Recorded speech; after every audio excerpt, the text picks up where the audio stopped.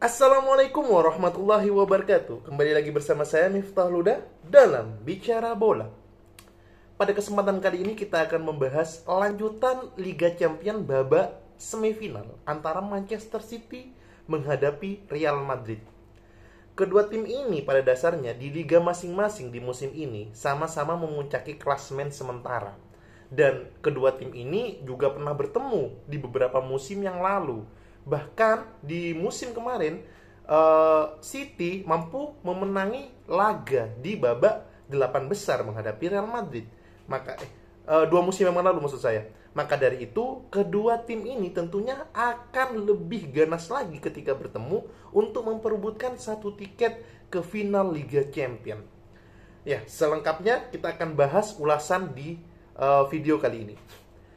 Real Madrid tampil dikdaya ketika menghadapi Chelsea di kandang Chelsea di leg pertama. Namun di leg kedua di kandang sendiri mereka sempat kebobolan 3 gol, akan tetapi mereka mampu memperkecil keadaan menjadi 3-1 sehingga extra time pun dimulai. Setelah extra time ternyata Madrid lebih menguasai pertandingan dan lolos ke semifinal. Kalau Manchester City melenggang mulus ke semifinal setelah di 8 besar mereka menyingkirkan tim dari Portugal. Maka dari itu sangat-sangat berbeda di babak 8 besar Liga Champions dari kedua tim ini. Dan mereka bertemu di semifinal di leg pertama yaitu di Etihad Stadium, di mana Manchester City lebih dulu menjadi tuan rumah di leg pertama.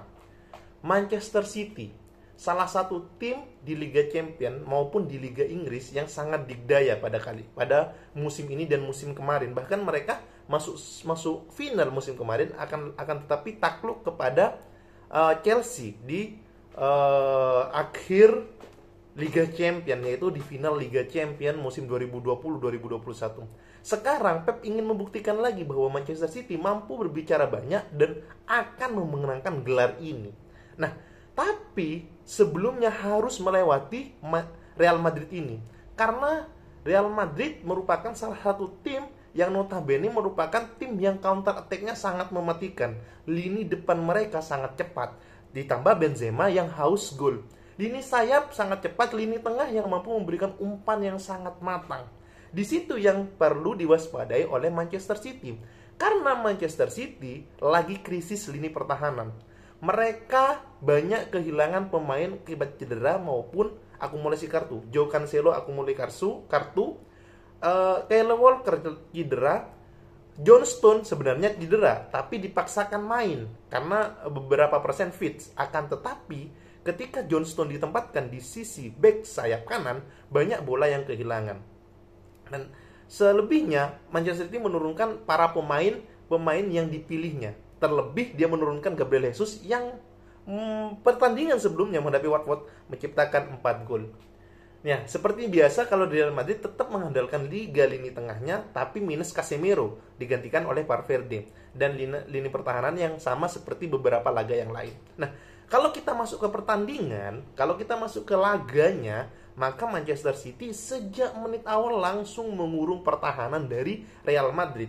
Terbukti gol cepat terjadi di menit kedua, di mana seorang Kevin De Bruyne mampu diberikan umpan manis oleh Riyad Mahrez. Kevin De Bruyne mampu membaca pergerakan lini pertahanan dari Real Madrid sehingga Valverde tidak mampu untuk menutupnya dan Carvajal tidak bisa untuk menghalaunya, sehingga sangat bagus sekali umpan Riyad Mahrez dan diselesaikan oleh Kevin De Bruyne. Setelah itu Manchester City lebih menyerang lagi. Belum genap 12 menit Gabriel Jesus mampu memberikan gol lagi untuk Manchester City, di mana umpan silang dari Kevin De Bruyne mampu menggocek David Alaba sehingga mampu menceploskan bola ke gawang dari Thibaut Courtois dan menjadi gol 2-0. Gabriel Jesus, di mana Gabriel Jesus dikabarkan akan hengkang, tapi 2 pertandingan terakhir sangat gacor sekali. Gabriel Jesus.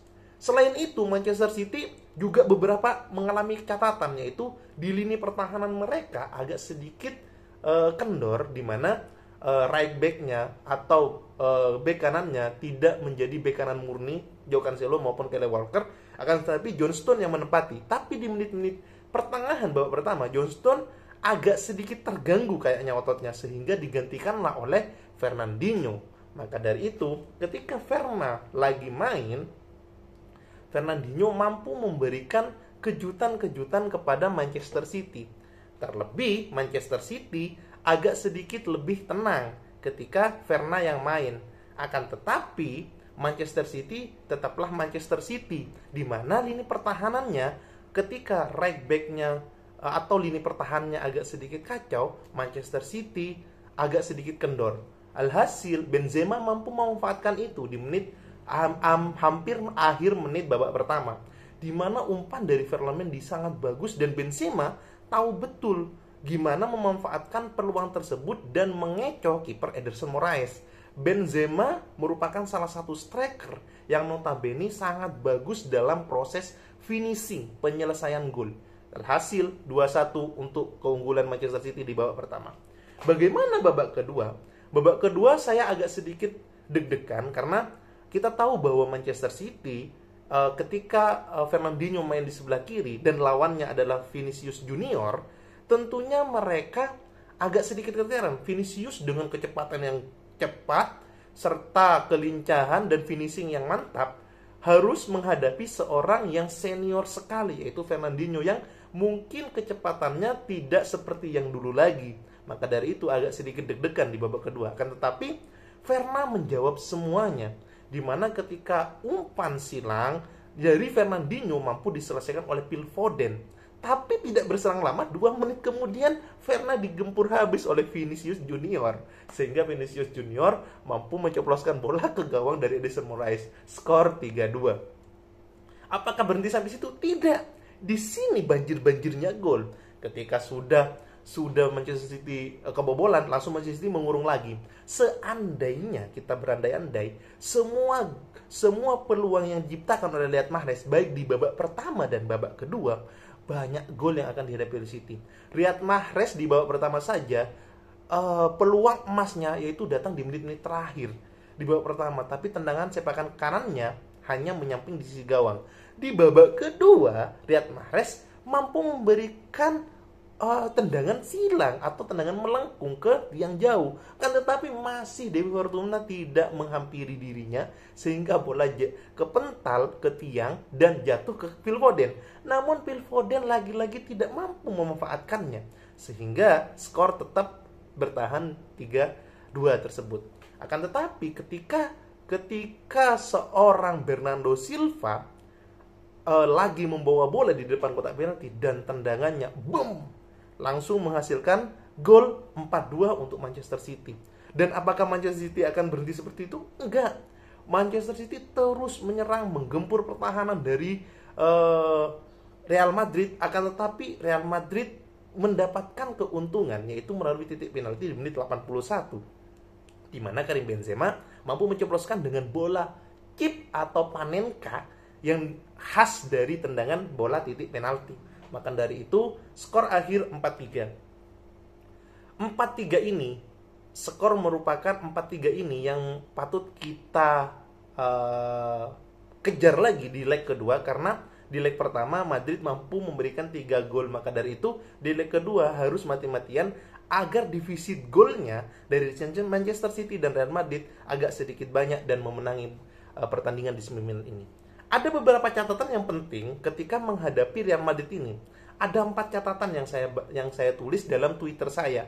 Yang pertama, Manchester City agak sedikit riskan di lini pertahanan saat melawan Madrid, terutama di sisi sebelah kanan, di mana seorang John Stones tidak mampu memberikan efek yang bagus kepada tim, dan penggantinya dari John Stones, Fernandinho, juga sedikit lambat. Walaupun dia menghasilkan 1 assist, tapi Fernandinho tetaplah Fernandinho yang sudah senior sehingga tidak mampu bersaing kecepatan dengan Vinicius Junior. Selain itu, pertahanan dari City agak sedikit longgar ketika para pemain tengahnya agak sedikit maju ke depan. Riskan di lini pertahanan. Catatan kedua, banyaknya peluang tapi tidak beruntung dan tidak menghasilkan gol. Di situ ada Phil Foden, di situ ada Zinchenko, di situ ada Riyad Mahrez. Bahkan Riyad Mahrez 3 atau 4 kali itu tidak mampu memanfaatkan bola menjadi sebuah gol. Phil Foden juga demikian, dan Zinchenko beberapa kali juga demikian. Maka dari itu perlu adanya killer, perlu adanya finishing untuk menciptakan peluang di Liga Champions leg kedua. Terus catatan yang ketiga, Manchester City agak keteteran ketika menghadapi counter attack lawan, karena kita tahu bahwa Real Madrid counter attack-nya sangat mematikan. Lini sayap Rodrigo dan Vini itu sangat cepat, ditambah Benzema yang haus gol.